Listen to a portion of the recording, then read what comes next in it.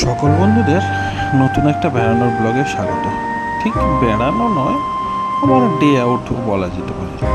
যাই হোক, নদিয়া জেলার চাকদা থেকে স্টেশন থেকে বেরিয়ে গৌরনগর ঘাট বলে একটি গঙ্গার ঘাট আছে। সেই ঘাটে যদি তোমরা পৌঁছো, সেখান থেকে নৌকা পার হয়ে আর কি ওপারটা জিরাট বা হুগলি ডিস্ট্রিক্ট। আমাদের গন্তব্য ছিল মিলনগড় বলে একটি জায়গা। অ্যাকচুয়ালি মিলনগড়ে কী আছে? Nothing special. ব্যাপারটা হচ্ছে ওখানে একটি ব্রিজ আছে, অসমাপ্ত ব্রিজ। যে ব্রিজটা সিইএসসি বানিয়েছিল আজ থেকে প্রায় 20-25 বছর আগে। সেই ব্রিজটি কিন্তু এখন অসমাপ্ত অবস্থায় পড়ে রয়েছে। গ্রামের লোকেরা এই যে সেই ব্রিজ, ওই যে পাশের যে মইটা দেখছো, ওই মই বেয়ে বেয়ে কিন্তু তারা ওই ব্রিজের ওপর ওঠে, যেটা আমিও উঠেছিলাম আর কি তোমাদের দেখানোর জন্য। তো এইভাবে ব্রিজটাতে ওঠার পর যেটা দেখলাম, ওখানে লোকাল লোকজন মানে স্থানীয় লোকজন যারা, তারা প্রচুর পরিমাণে শাড়ি রোদ্রে দিয়েছে এবং বেশ কিছু লোক এইরকম টুপি মাথায়, মানে চাষির টুপি মাথায় দিয়ে কিন্তু সেখান থেকে আসছিলেন। তো যথারীতি ব্রিজটা আমি পার হবার চেষ্টা করলাম মানে পার হয়েও গেলাম ইনফ্যাক্ট। তো সেই পার হতে গিয়ে দেখলাম বিভিন্ন কালারের শাড়ি সেখানে রোদ্রে দেওয়া। তো স্থানীয় একজনকে জিজ্ঞাসা করলাম যে শাড়িগুলো কি হয়।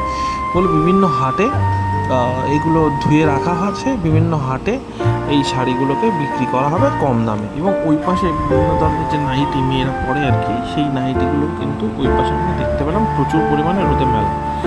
আর একটা জিনিস দেখলাম, যেহেতু বর্ষার সময়, সেই কারণে এখানে পাটের প্রাচুর্য প্রচুর। গঙ্গার জলে পাট ধোয়াটা খুব ভালোভাবে হয়, পাটের কালারটাও খুব সুন্দর হয়। সেই কারণে প্রচুর লোকজনকে দেখলাম যারা এখানে পাট শুকোতে দিচ্ছে। এই যে তোমরা দেখতে পাচ্ছ, পাট শুকোতে দিচ্ছে এবং পাট কাটিয়ে নিয়ে কিন্তু আসছিল। তো যাই হোক, এইভাবে আস্তে আস্তে আমি ব্রিজটা টপকে যাবার চেষ্টা করছি বা টপকে যাচ্ছি আর কি। তো দেখছি চারিদিকের এত সুন্দর সবুজ যে ভিউ আর কি, দৃশ্য, অসাধারণ একটা দৃশ্য। এই নিচে তোমরা যেটা দেখছো সেটা ভাগীরথী নদী বা গঙ্গা নদী, যাই বলো তোমরা, ভাগীরথী অথবা গঙ্গা। তো যাই হোক, এই ব্রিজটা দিয়ে এই স্থানীয় মানুষদের সাথে কথা বলতে বলতে, তাদের ভিডিও করতে করতে আমি কিন্তু আস্তে আস্তে এগিয়ে যাচ্ছিলাম। যে 8000 বিঘার একটি জঙ্গল আছে, 8000 বিঘার ভয়ঙ্কর জঙ্গল, ভয়ঙ্কর জাস্ট বলে বোঝানো যাবে না যদি না তোমরা সেখানে পৌঁছো। অদ্ভুত একটা নিস্তব্ধতা বিরাজ করে সেখানে। শুধু ঝিঝি পোকাটা, যেটা জেনারেলি রাত্রিরে শোনা যায় তবুও গ্রামের দিকে, কিন্তু এখানে তুমি দিনের বেলাতেও ঝিঝি পোকার ডাক শুনতে পাবে। তবে একটা জিনিস অবশ্যই মাথায় রাখতে হবে, সঙ্গে যেন কেউ থাকে, তবেই যেও। একা একা যাওয়াটা খুব চাপের ব্যাপার আর কি। আর একটা জিনিস, বর্ষার সময় বা বৃষ্টির সময় যেহেতু প্রকৃতি তার নিজের রূপটা কলতাই করে রাখে, এখানে আসলে প্রচুর সবুজ দেখতে পাবে, প্রচুর ভালো লাগবে। বাট ফ্যাক্ট ইজ, একটা ছাতা কিন্তু সঙ্গে সবসময় রাখতে হবে এবং উপর্যুপরি একজন যেন সঙ্গে থাকে আর কি। কারণ এই জঙ্গলটার যে রাস্তাটা দেখতে পাচ্ছ, এটা একটা রাস্তা, পথ চলাফেরা করে মানুষ, আমি দেখেছি। কিন্তু প্রবলেমটা হচ্ছে, আমি 15 মিনিট ধরে হাঁটার পর তারপর কিন্তু মানুষজন দেখতে পেয়েছি। সো যেটা অবশ্যই তোমাদের বলবো, সঙ্গে একজন বা দুজন থাকলে আরও ভালো হয়। প্রকৃতির রূপ, আবারও বলছি, অসাধারণ প্রকৃতির রূপ সেখানে, সেটা নিয়ে কিছু বলার নেই। তো যেটা স্থানীয় মানুষদের কাছ থেকে জানতে পারলাম আর কি, সিইএসসি যেটা বিদ্যুৎ কোম্পানি আর কি বা কারেন্ট কোম্পানি, তারা এখানে কোনো প্রজেক্ট করাবার জন্য এই জমিগুলো সমস্ত প্রায় 8000 বিঘে জমি তারা লোকাল চাষিদের কাছ থেকে কিনে নিয়েছিল।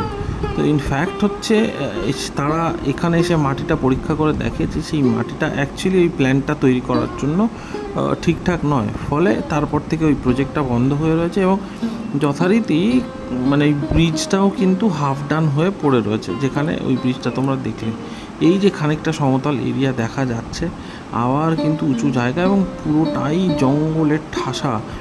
তো এখানে পৌঁছবে কী করে বন্ধুরা?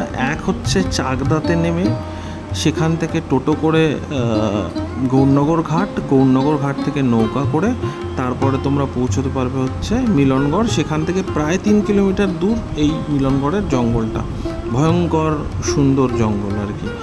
তাছাড়া জিরাট স্টেশন ওপারে হুগলি দিয়ে যদি আসো বা হাওড়া ডিস্ট্রিক্ট থেকে আসো, জিরাট স্টেশনে নেমে তোমরা কিন্তু মিলনগড় এই জায়গাটায় পৌঁছতে পারবে। তবে সবচেয়ে ভালো হচ্ছে যদি কাছে বাইক টাইক থাকে, বাইক বা স্কুটি থাকলে তবে ভালো থাকে। এই ভদ্রলোকটির সাথে আমার কথা হয়েছে, আমি মুখ দেখাতে পারিনি ভদ্রলোকের। তিনি বলছিলেন এই চত্বরে 5-6 ঘর মানুষ আগে বসবাস করতো, কিন্তু বর্তমানে তারা আর বসবাস করতে পারে না। এই যে এই সিঁড়ি দিয়ে আমি যেটা দেখাতে পারিনি, আমি নিজে উঠছিলাম যখন, তো এই ভদ্রলোক তারা নামছিল উপর থেকে, তখন ভিডিওটা করে নিয়েছে। ভালো থেকো বন্ধুরা, সঙ্গে থেকো।